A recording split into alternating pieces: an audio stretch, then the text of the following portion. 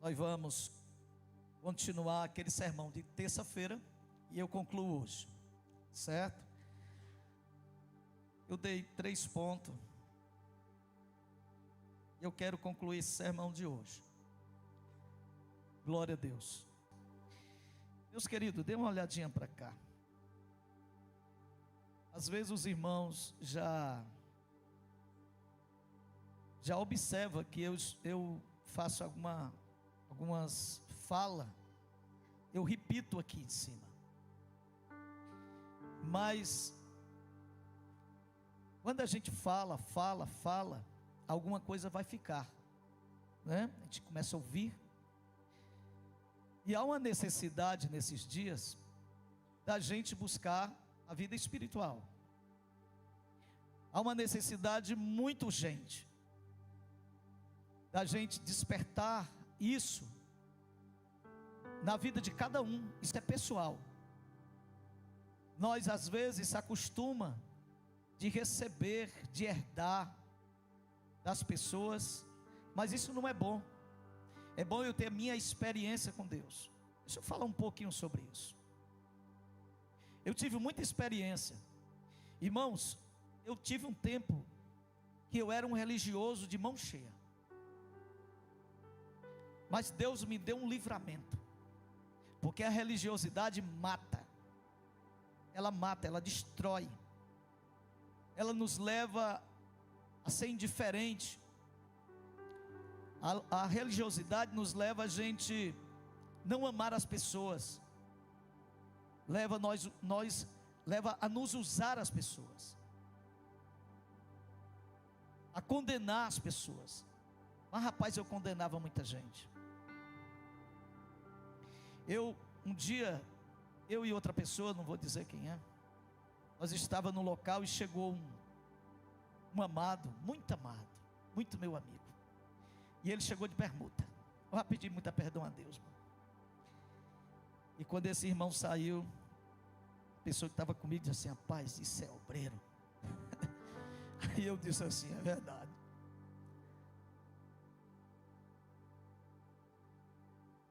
E não era um obreiro de altar. Existe um obreiro de altar, né? Aquele obreiro, pastor, presbítero. Cada um deve ter a sua postura. Você nunca vai me ver eu de bermuda no meio da rua. Nunca.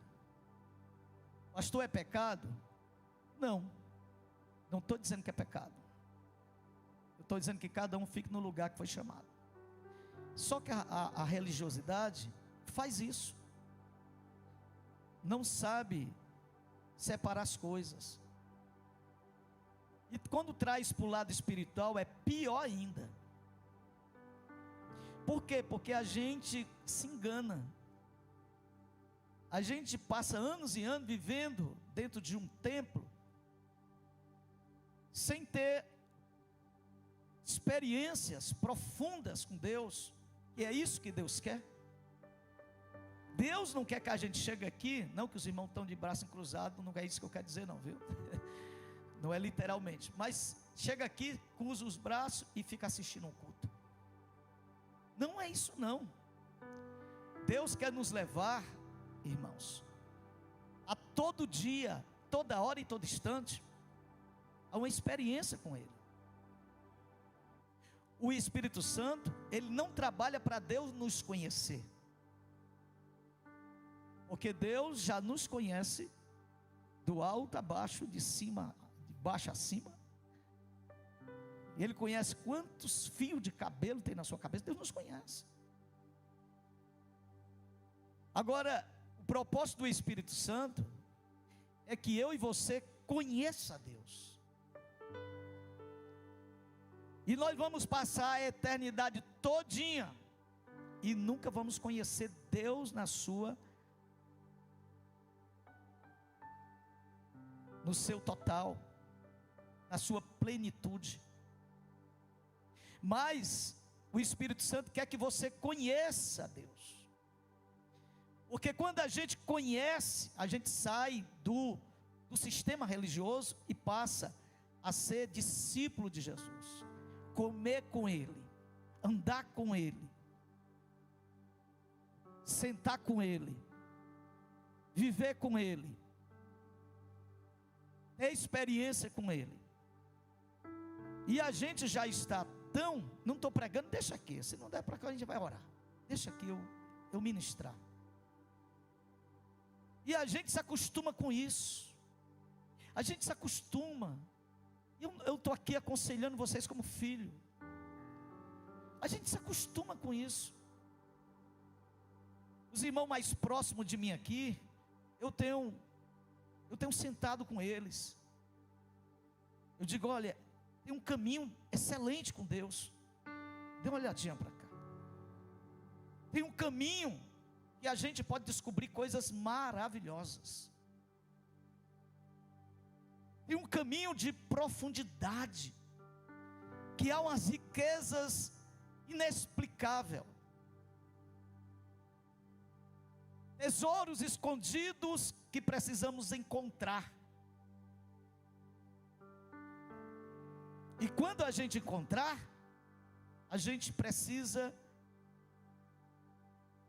nunca mais perder isso. Vocês conhecem aquele campo que o homem achou um tesouro, né? E vendeu tudo que tinha para comprar? Experiências. Esse é um dia que Deus está nos chamando para isso. Irmãos, é doentio o sistema religioso, mas é doentio, é doente mesmo. O sistema religioso, a gente precisa de novidade. A minha maior novidade é Deus, é Cristo, é o Espírito Santo que está em você, está em mim. Ele está em você. Descubra isso. Tem dia que eu passo, eu vou falar isso aqui, não é para minha glória, não, eu quero incomodar você através do Espírito. Eu quero tirar você de um lugar de acomodismo, de um lugar de, sabe, eu quero levar você a um caminho excelente. Um caminho excelente com Deus.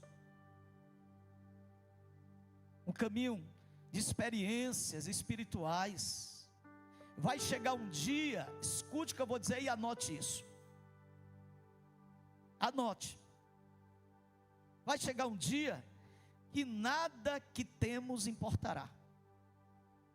Vai chegar um dia que você vai olhar para o carro novo e esse carro novo não vai mais importar. Você vai olhar para uma casa bonita, linda, não é pecado, não estou dizendo que é pecado não, mas essa casa não vai mais ter importância nenhuma. Vai chegar o dia, hoje não, hoje tem. Aí vai chegar um dia que nada mais importará a não ser um altar que você vai ter na sua casa com Deus. Um dia que nada mais vai ser mais importante do que uns minutos, horas de oração.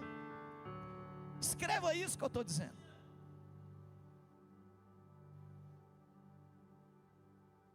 Vai chegar um dia aonde um tempo com Deus de jejum, como vai ser importante. E nós estamos, irmãos, mas tão indiferente com Deus. Eu escuto tanta coisa, sabe, e a gente fica dizendo, meu Deus, o que é que está acontecendo? Quer ver uma coisa? A religiosidade, ela nos leva a dizer que nós não temos tempo para Deus. Sim ou não? Não tem um tempo para o culto, pastor. Não tem um tempo de orar. Não tem um tempo. Sabe por quê? Porque ela leva você e eu para um caminho, e esse caminho termina em morte. Porque para Deus, irmãos, escuta isso, porque Deus não tem um local específico. Deus não tem um tempo específico. Eu posso adorar a Deus aonde eu estiver, porque Ele é Deus. Então eu chamo essa igreja para a gente descobrir isso. Descubra. Gaste mais tempo com Deus. Não é perder tempo, é gastar tempo mais com Deus. Procure ouvir a voz de Deus. O Espírito Santo está falando com a gente. Como é bom isso.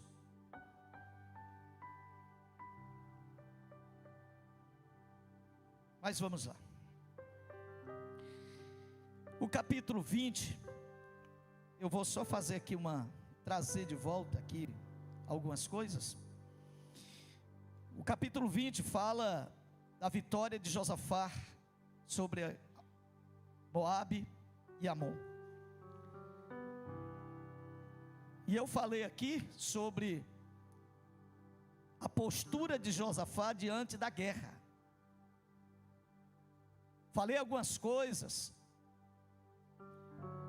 sobre a guerra que Josafá estava encarando, a multidão, o desafio que aos olhos humanos era impossível ele vencer.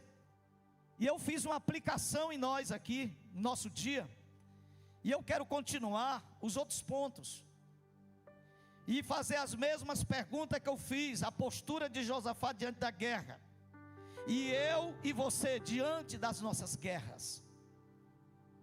Qual é a nossa postura diante das multidões que nos cercam, dos problemas que nos cercam? Qual é a sua postura diante de doenças, desemprego, de uma fatalidade, de uma perca de um ente querido? Qual é a sua postura diante do desemprego? Qual é a sua postura diante de uma decepção grande? Como você se comporta diante de rejeição? Então, nós precisamos, isso aqui é bem prático, nós precisamos entender isso, porque é o nosso dia a dia. Todo dia tem problema, sim ou não? Me respondam. Sim. Todo dia tem coisas boas, mas todo dia tem coisa ruim. Todo dia tem desafios que às vezes a gente não temos força, nós não temos habilidades, porque tem coisas bem complicadas que a gente não tem habilidade. Vou tocar um pouco, porque tem um texto aqui que Josafá disse que ele não tinha como fazer. Ele disse que ele estava perdido, ele estava sem uma direção, sem um rumo. Mas isso aqui, irmãos, isso aqui é uma realidade. Eu não quero pregar para a igreja algo que vocês só se arrepiem. Eu quero preparar vocês para o que vem na frente, o que vem aí, coisa boa e coisa ruim, porque tem coisa boa que nos empurra para o abismo também. Tem coisas que a gente recebe que é boa e que nos empurra para o abismo, porque nós não estamos preparados, nós não temos estrutura espiritual, emocional para administrar aquilo que a gente recebeu. E a Bíblia vai nos dar, porque a Bíblia tem resposta para tudo. A Bíblia tem resposta para tudo. E nós temos que estar preparados para isso. Por quê? Porque a Bíblia fala do dia mau. Efésios capítulo 5 vai falar isso. Esse que é o verso 16. Do dia mau. E ninguém quer enfrentar o dia mau. Quem é que quer dia mau, irmãos? Será que existe um cristão hoje aqui que deseja um dia mau? Que ora de Senhor, tá bom, tem muito dia bom, manda um dia mau para mim. Será que tem alguém que ora desse jeito, irmão? Será que tem alguém que diz assim: oh, como eu sonho com dia mau, vem dia mau? Ninguém faz isso. Mas a gente não escapa. Eu estava no comércio aqui de um irmão. Eu acho que ele está ali, lá fora, trabalhando ali. E eu estava lá, e chegou um obreiro, um presbítero, lá que não é do nosso ministério. E nós conversando com esse presbítero, um homem bem maduro, bem lá em um comércio que um irmão tem, não vou aqui. E esse irmão começou a falar comigo, nós começamos a falar ali, e ele abriu o coração naquele momento, acho que ele estava a tempo de explodir, e ele começou a chorar. E ele disse que o filho dele amado, jovem, que fazia parte daquela congregação que ele dirigia, e aquele jovem fazia parte do departamento de jovem daquela igreja, e naquela semana, que eu estava conversando com ele, na mesma semana, ele disse que o filho dele chamou ele e a mãe dele em casa, e abriu o coração, e disse: eu sou homossexual.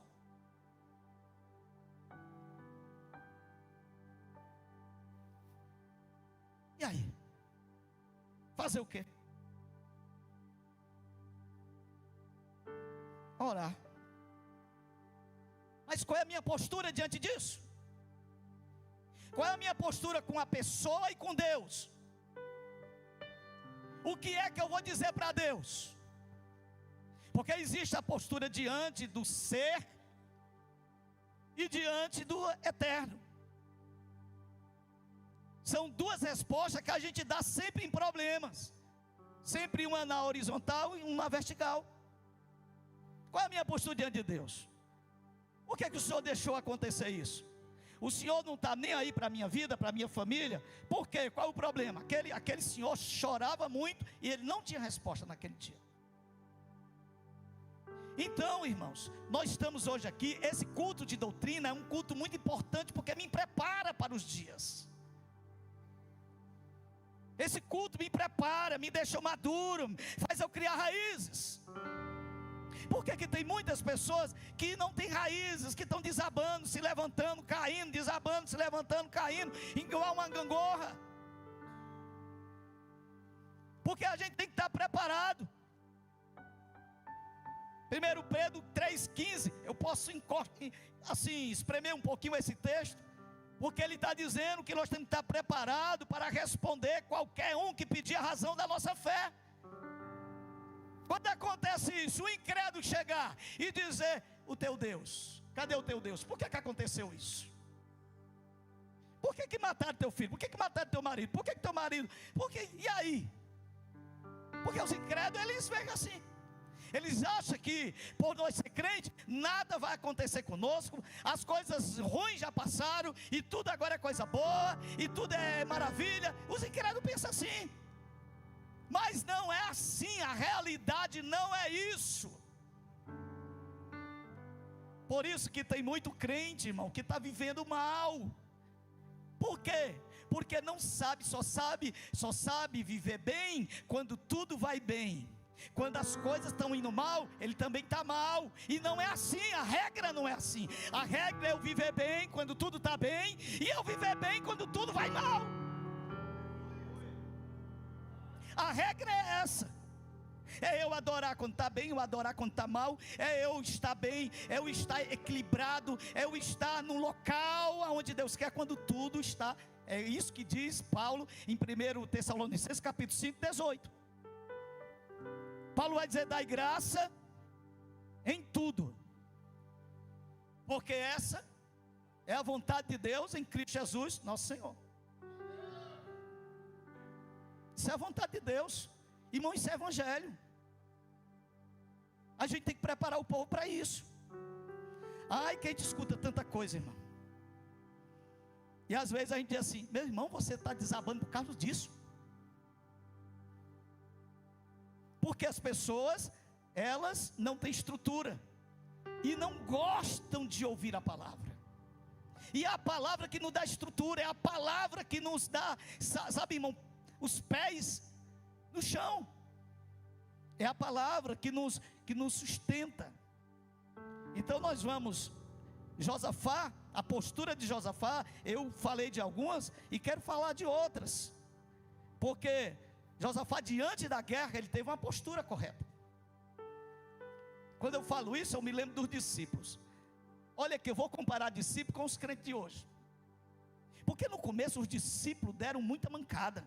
Eles foram crescendo, desenvolvendo e foram amadurecendo. Pedro,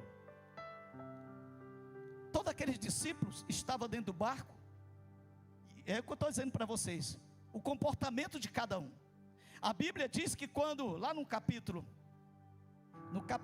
4, versículo 35 mais ou menos, mas o 38 é o que fala sobre isso, o versículo 38, dá uma olhadinha aí, Júnior. Então, Marco 4, 38, a Bíblia vai falar que aquele barco as ondas estavam furiosas, Jesus estava na popa dormindo, e os discípulos, a postura dos discípulos, não foi uma postura de fé, não foi uma postura de crentes, não foi uma postura de alguém que crê, que prega, que vive o Evangelho. Eles começaram, olha o que é que eles estão dizendo: não importa que pereçamos, o Senhor, a nossa postura, ela tem que ser uma postura bíblica, e nós vamos estudar um pouquinho sobre isso. Eu gosto do texto, não é nem esse texto aí, eu gosto de Mateus 24, aliás, Mateus 8, 24, bota para mim lá, 8, 24, eu gosto mais desse texto aqui, que diz assim: e eis que sobreveio o mar, uma grande tempestade, de sorte que o barco era varrido pelas ondas, entretanto Jesus, passa lá, mas os discípulos vieram acordá-lo, clamando: Senhor, salva-nos, perecemos. Perguntou-lhe então Jesus, eu gosto desse aqui porque Jesus, ele vai confrontar os discípulos. Irmão, Jesus, ele, deixa aí, Júnior, Jesus, ele não ficava, sabe, como hoje a gente faz. A gente gera crente, irmão, a gente gera crente igual aquelas crianças que o pai, sabe, que faz tudo o que ele quer. Você já viu aquele menino, aqueles meninozinhos pequenos, estou falando de meninos pequenos, que o pai faz tudo o que ele quer. Pai, dá uma tapinha na cara, sabe, faz tudo que o menino quer. Aí tem crente que a gente gera isso. O crente está passando luta, a gente podendo ali ter uma oportunidade para gerar nele maturidade, a gente fica dizendo: não, irmão, Deus vai hoje Deus vai fazer passar tudo. Aí não passa, aí deixou ele mais ainda miserável, porque ele vai dizer: o irmão disse, profeta falou e não passou, e a coisa foi engrossar mais. A gente tem que pegar isso e treinar ele, dizer: meu irmão, servo do Deus Altíssimo, Deus está querendo fazer alguma coisa na sua vida, Deus está querendo treinar você, Deus está querendo te amadurecer, Deus está querendo criar raiz em você, Deus tem um negócio com você. Aí fica deixando o crente dengoso, que dengoso, sabe? A gente não pode, irmãos, os dias são maus. E veja bem, olha o que é que Jesus vai falar. Jesus vai dizer assim: portanto, então Jesus, porque sois tímidos, homens de... Rapaz, já pensou se os pastores vêm me contar aqui alguma coisa, eu vou dizer assim: você não tem fé não, rapaz. Mas ele queria contar nada para mim. Eu pensei que o pastor ia... Jesus está dizendo: cadê a fé de vocês? Vocês não têm fé não? Sabe o que Jesus estava gerando neles? Jesus estava gerando neles maturidade, estrutura. Jesus estava dizendo: uma coisinha dessa, vocês estão aí, sabe, vocês estão aqui. Então vamos lá, então nós vamos aqui bem rapidinho. Glória a Deus. Sabe por quê, irmão? Eu gosto dessa frase. Eu queria que a igreja citasse comigo. Diga comigo assim: 1, 2, 3, vamos lá. A medida, não, bem forte, vamos lá. A medida de minha fé é a medida da minha tranquilidade diante dos problemas. Eu tenho fé, eu tenho fé, eu tenho fé. Quando chega o problema, a medida da sua fé vai ser medida lá, como você se comporta. A medida da nossa fé é medida diante das lutas, das tempestades, a minha tranquilidade. E tem gente assim, irmão, tem gente que o mundo está desabando, que está tudo caindo, e ela, amém, glória a Deus, aleluias, ainda chama aleluias, né? Aleluias. E o pau quebrando e caindo todo mundo, e ele, aleluia, aleluia, glória a Deus, aleluia, Jesus vai fazer a obra.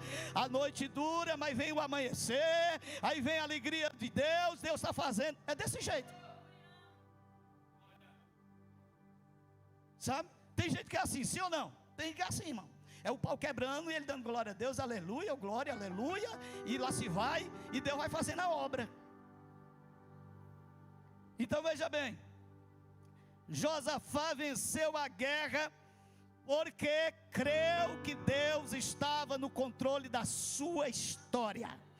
Eu quero que você repita comigo, vamos lá, 1, 2, 3. Josafá venceu a guerra porque creu que Deus estava no controle da sua história. Capítulo 20, perdão, versículo 20. Está aí no texto, versículo 20, vai anotando. Olha o que é que ele diz: pela manhã cedo se levantou, diga comigo, se levantaram, e saíram ao deserto de Tecoa. Ao saírem eles, pôs-se Josafá em pé, e disse: ouvi, ó Judá, e vós, moradores de Jerusalém, crede no Senhor, vosso Deus, e estareis seguro, crede nos vossos profetas, e vivereis. Então Josafá, irmãos, ele tinha essa crença. Isso aqui, irmão, que eu estou pregando, não é coisinha, jargão não, isso aqui é coisa bíblica. Eu preciso, porque uma coisa é eu crer, quando eu oro, não termina em oração, plum, já desceu a resposta. Já aconteceu isso com alguém aqui? Da gente pensar em terminar a oração, Deus já respondeu. Da gente estar na igreja e orar, quando chega em casa a gente já sabe da notícia. Isso é muito bom crer desse jeito, sim ou não? Eu creio nesse Deus, irmão. Oh glória, esse Deus é maravilhoso. Eu mal orei, Jesus já respondeu. Agora quando você ora, não sei quem foi dos irmãos, esse pastor, coisa terrível é o silêncio de Deus. Acho que foi algum dos irmãos aqui. Esse pastor, coisa ruim é o silêncio de Deus, pelo amor de Deus. Porque eu falo e parece que Deus não está, sabe? Eu quero ver nessa hora que porque Josafá, na estrutura aqui, era impossível. E Josafá está crendo que o Senhor estava no controle daquela história, da história dele. E nós podemos ver isso aqui, irmãos, porque a gente tem que entender o que significa Deus estar no controle. Vamos lá, o que é que significa Deus estar no controle? Estar no controle não significa interferir no processo 24 horas por dia e 360 dias do ano, todo dia. Não significa isso. Significa o quê? Estar no controle significa ter autoridade para interferir no processo a hora que quer, do jeito que quer e quando ele quiser, sem pedir licença a ninguém. Vocês entenderam o que eu disse, irmãos? Eu vou repetir aqui de novo. Glória a Deus. Vamos lá. Vamos repetir isso comigo? Vamos? Eita, isso aqui é tremendo. Vamos lá. Glória a Deus.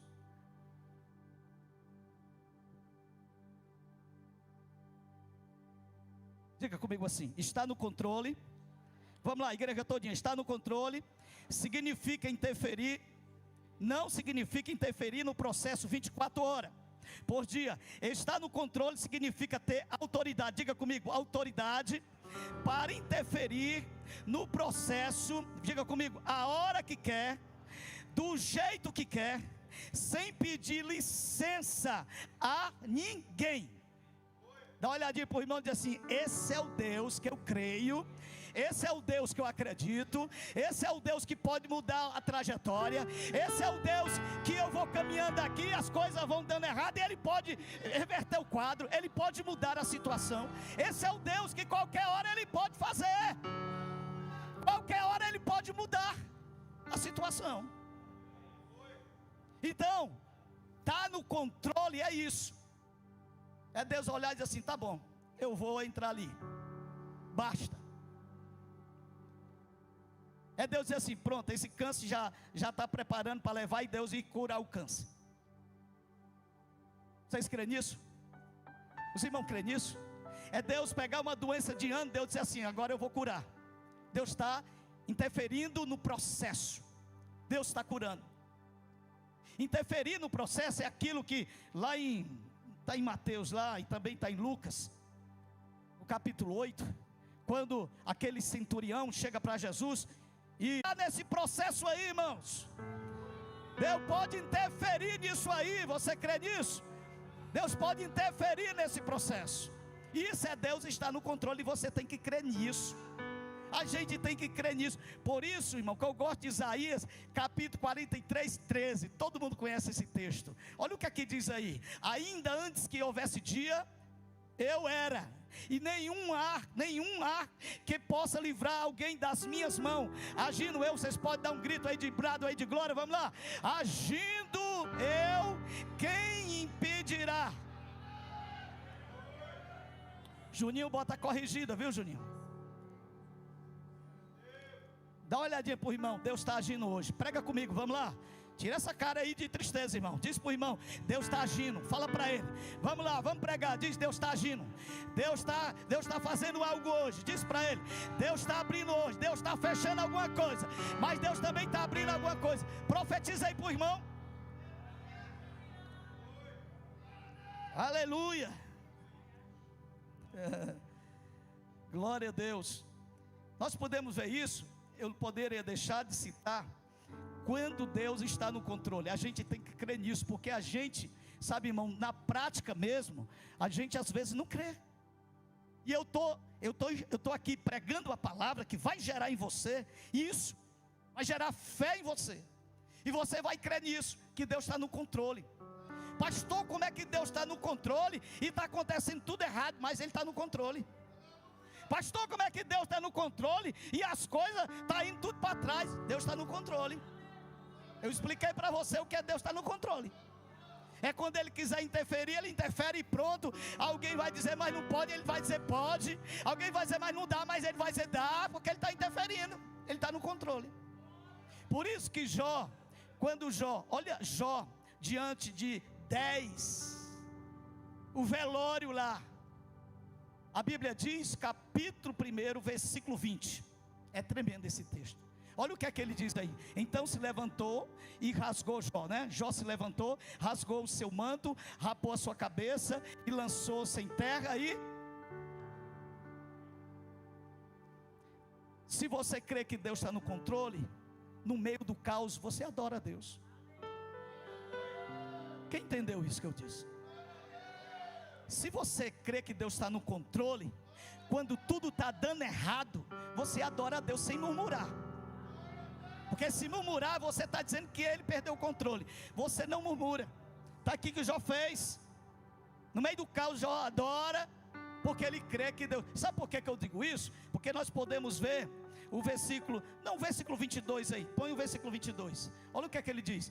Em tudo isto Jó não pecou, nem atribuiu a Deus falta alguma.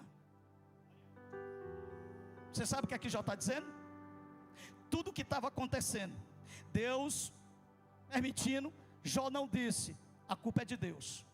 É porque Deus está deixando tudo isso acontecer. Ele não atribui nada a Deus, pelo contrário, ele está dizendo, Deus está no controle. E ele diz isso mesmo, irmão. Deus está no controle. Jó está dizendo, Deus está no controle. É tanto isso, que lá em Jó, capítulo 13, versículo 15... Capítulo 13, versículo 15, ele vai dizer, ainda que ele me mate, nele esperarei. Como é que se espera? Se Deus está no controle, Jó está dizendo, eu espero porque Ele está no controle. Eu vou esperar Ele porque Ele está no controle. Contudo, os meus caminhos defenderei diante dEle. É justamente isso. Se eu creio que Deus está no controle, eu não abro mão de Deus. O pau vai troar e eu não vou abrir mão de Deus. E às vezes, meu filho, por que você deixou Jesus, meu filho? Pastor, uma luta tão grande, e eu deixei Jesus, sabe? Porque você não acreditava que Deus estava no controle. Se você acreditar, mesmo que ele me mate, ele vai me matar e eu vou morrer agarrado com ele. Eu vou defender os meus caminhos. Minhas convicções não abro mão. Ele está no controle de tudo. Os meus caminhos defenderei. É alguém te condenando, é alguém te criticando e você dizendo: eu sou crente em Jesus.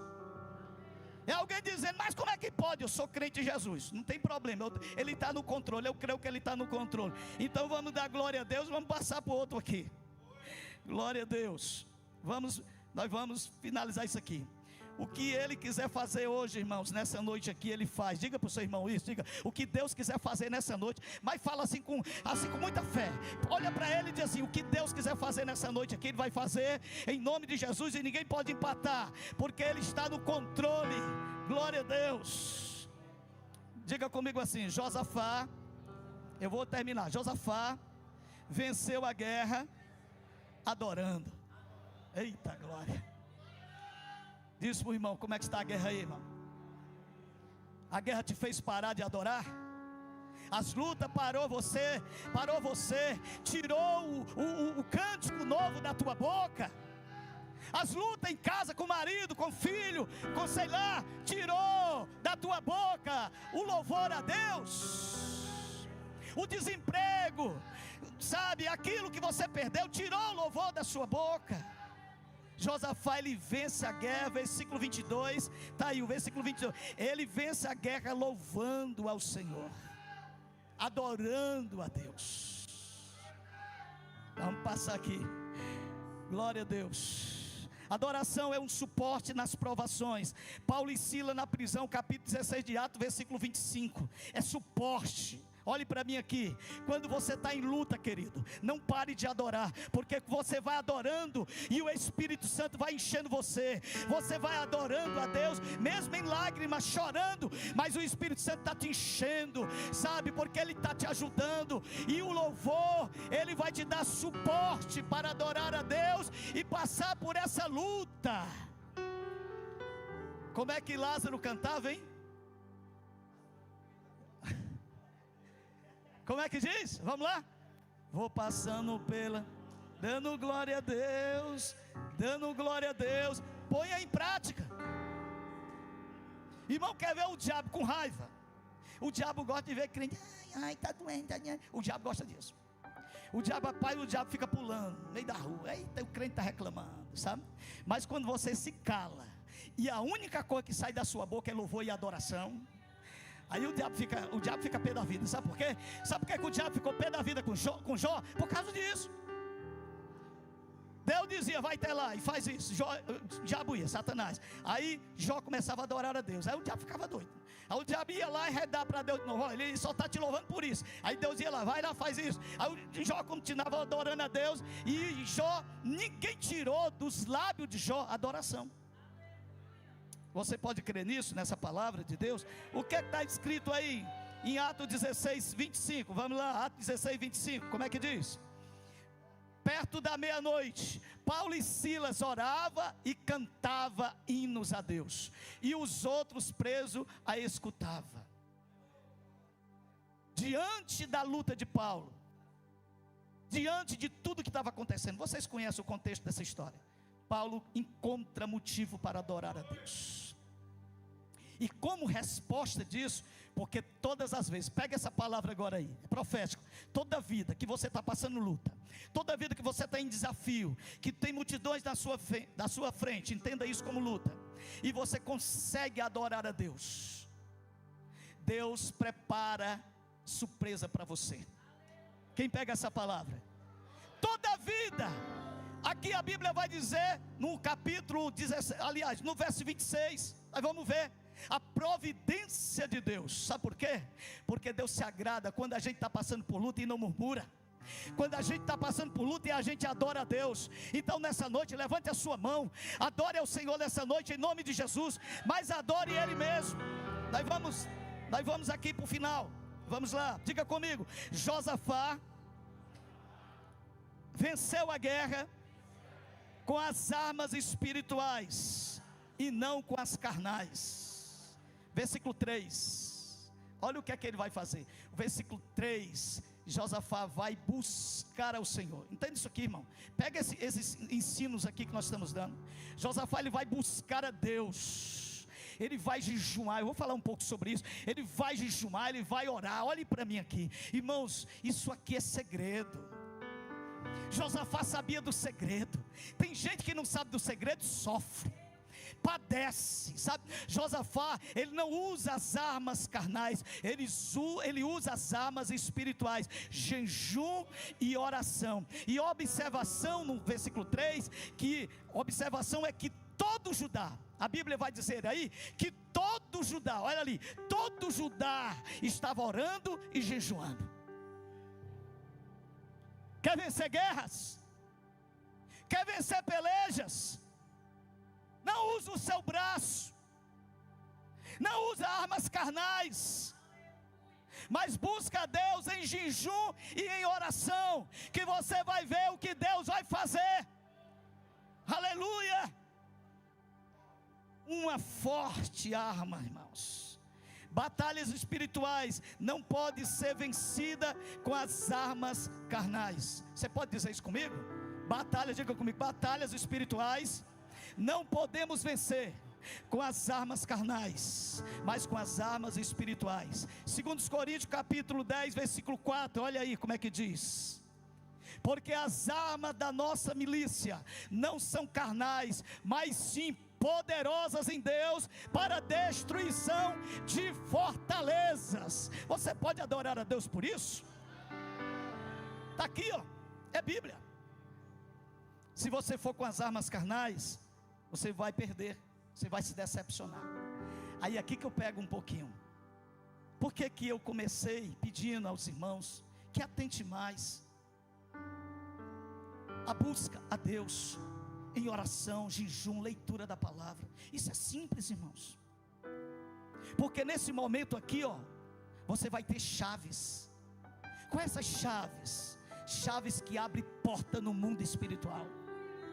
Você vai ter ferramentas poderosas. Essas ferramentas, elas são espiritual e poderosas em Deus. Você precisa descobrir isso, queridos. Nós podemos, através dessa atitude de Josafá, nós vamos descobrir uma coisa, que essas armas, diga comigo, jejum, meu Deus, vamos lá, jejum e oração, nos leva a uma estreita relação com Deus. Você quer ter uma estreita relação com Deus, um relacionamento bem estreitinho com Deus? Então começa hoje a botar em prática. Não adianta, não tem outro caminho. Começa aí, orar e jejuar. Ora e jejua. Eu vou te dar aqui pelo menos 2 textos aqui. Lucas 2, 36 e 37. De uma mulher bem conhecida, que ela tinha esse comportamento. E essa mulher, ela tinha um estreito relacionamento com Deus. Estava ali a profetisa Ana, filha de Fanuel, da tribo de Asser. Esta era já avançada em idade, e tinha vivido com o marido 7 anos, desde a sua virgindade. É esse texto mesmo aí? Vamos lá, o 35. De quase 84 anos, e não se a Deus. Vamos lá, igreja, servindo a Deus em jejum e oração. Você quer ter intimidade com Deus? Pregador não faz você ter intimidade com Deus, não. Oração poderosa de pregador não faz você ter intimidade com Deus. Novidades que a gente muitas vezes traz para o culto não faz você ter intimidade com Deus. O que vai fazer você ter intimidade com Deus é você jejuar, orar o tanto que você puder. Você vai sentir o Espírito Santo lhe levando. Você vai sentir o Espírito Santo levando você para um lugar secreto com Deus. Você vai passar a ouvir Deus. Você vai começar a cair numa graça grande. Deus vai começar a levar você em lugares aonde você não foi ainda. Você vai começar a enxergar como você não enxergava. Você vai começar a ouvir como você não ouvia. Você vai começar a andar como você não andava. Porque isso é de Deus. Intimidade com Deus. Jejum e oração resulta em progresso espiritual. Nossa carne é inimiga de Deus. Nossa carne é inimiga, nossa carne detesta Deus. Pastor, minha carne detesta Deus. Gálatas 5, está escrito lá. É 5 o quê? 17, irmão? 16. A nossa carne, ela não quer nada, conversa com Deus, é mentira dela. Ela fica dizendo, vamos para a igreja, chega lá, tu cochila um pouquinho, que Deus sabe todas as coisas. Isso é conversa da carne. A carne não quer que você escute a palavra. A carne, ela luta contra isso. Está ali, ó, lutar, ela está lutando. O Espírito está dizendo nessa noite para nós, busca Deus, se aposse da vida espiritual. O Espírito está dizendo, busca os dons espirituais. O Espírito está dizendo, ore em línguas. O Espírito está dizendo, leia a Bíblia todo dia. O Espírito está dizendo, sabe, para você e para mim hoje assim. E a carne está dizendo o quê? A carne está dizendo assim, tem uma vida desleixada. Tem uma vida, não precisa disso não. Vocês já escutaram isso, irmão? Vocês já escutaram isso? Eu conheço essa voz, eu conheço. Não precisa disso não, pastor. Não precisa dessas coisas demais não. Para que isso tudo? Irmão, não tem limite. No Espírito não tem limite. Quanto mais você busca no Espírito, mais você encontra. Quanto mais você busca, mais o seu Espírito quer. Então, nós podemos ver isso aqui. Você quer viver o sobrenatural de Deus? Você pode viver o sobrenatural de Deus. Vou passar aqui, mas encerro hoje. Quando a igreja, irmãos, escuta aqui uma coisa. A igreja de Messejana, eu preciso deixar de ser preguiçoso.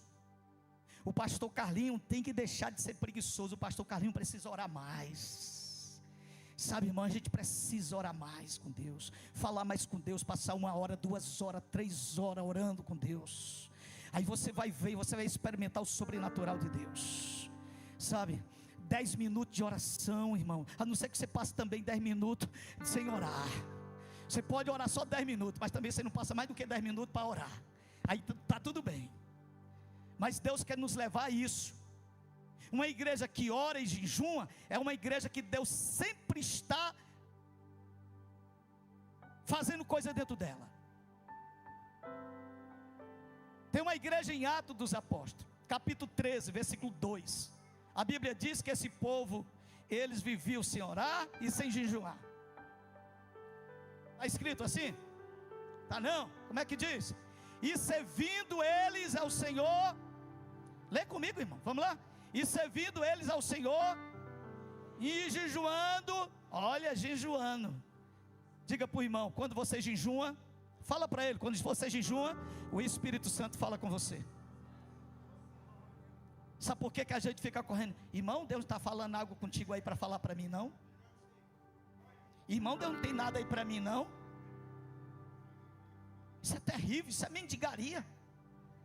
Irmão, você tem um Deus que fala com você todo dia. Vocês sabem qual é o maior lugar que Deus fala comigo? No meu quarto. No meu quarto Deus fala comigo. No meu quarto o Espírito Santo fala comigo. O meu pai fala comigo. O meu Abba, o meu paizinho, ele fala comigo no meu quarto. Sabe, irmão, a gente fica, né, vem para a oração, irmã, Deus não te revelou nada não. Aí às vezes a irmã revelou, irmã, viu? Revelou o que foi que ele revelou. Aí diz lá um negócio lá. Vai, vamos lá, deixa eu terminar isso aqui. Glória a Deus. Diga comigo, Josafá. Vamos lá, Josafá, e eu termino. Venceu a guerra, crendo na verdadeira profecia. Vamos ler o texto, versículo 14, 15 e o 20. 14, 15 e o 20. Vocês podem ver aí. Ele creu na profecia. O 14 e o 15, o profeta profetiza. Aí o 20, o 14 e o 15. Olha como é importante a profecia. Olha como é importante a igreja estar no Espírito. Olha como é importante a igreja buscar a Deus em oração, em jejum. A partir de hoje faça isso, irmão. Vamos andar saltando os montes. Vamos andar, sabe, no sobrenatural de Deus. Vocês têm um pastor que dá vontade de eu sair pulando aqui, sabe? Eu estou na graça, eu estou no altar. Eu não abro mão não. Não abro mão não. Obreiro não pode ser assim. Obreiro tem que ser obreiro de oração, homem de oração, sabe? Altar tem que ser homem de oração, mulher de oração. Quem maneja a palavra tem que orar e jejuar. Quem toma de conta de qualquer departamento da igreja tem que orar e jejuar. Senão não funciona. Senão não vai para frente. Olha o que aqui diz aí, ó. O versículo 20. E o versículo 20, ó. E pela manhã cedo, olha o que ele ouviu lá. O profeta foi lá e ele se apossou. Ele vai vir dele, ele vai se apossar da profecia. Pela manhã cedo se levantaram, saíram ao deserto. Eu li esse texto aqui, não foi? Olha o que ele vai dizendo aqui. Ele vai dizer aqui, ó: moradores de Jerusalém, crede no Senhor. Aí ele vai dizer: vosso Deus, e estarei seguro. E crede quem? Nos seus profetas. O que ele está dizendo? Eu creio na profecia que ele profetizou. Nós vamos se apossar disso aqui, nós vamos se levantar e nós vamos avante. Você crê que Deus está falando com você nessa noite também? Você acredita que Deus tem uma palavra para você? Uma mensagem de encorajamento. Diz para o irmão assim, e eu termino aqui. Diga para ele assim, ó. Eu sei que os irmãos botaram um negócio aí no... Eu vou até proibir isso lá no coisa, viu? Mas irmãos, nós estamos debaixo de uma unção de Deus aqui. Você pode dizer para o irmão, no momento das lutas na sua vida, Deus vai enviar alguém para te encorajar com palavras. Você pode dizer isso? Quando tudo estiver dando aí no nível máximo, Deus vai enviar uma pessoa para te encorajar. Deus vai enviar uma pessoa para te dar uma palavra que vai romper tudo. Esse homem foi usado por Deus, e Deus usou este homem e trouxe uma mensagem para Josafá, e Josafá venceu essa guerra no nome de Jesus. E eu encerro aqui. Vamos ficar de pé. Oh, aleluia. Essa foi a palavra que Deus deu nessa noite. Glória a Deus. Mano, vem para cá.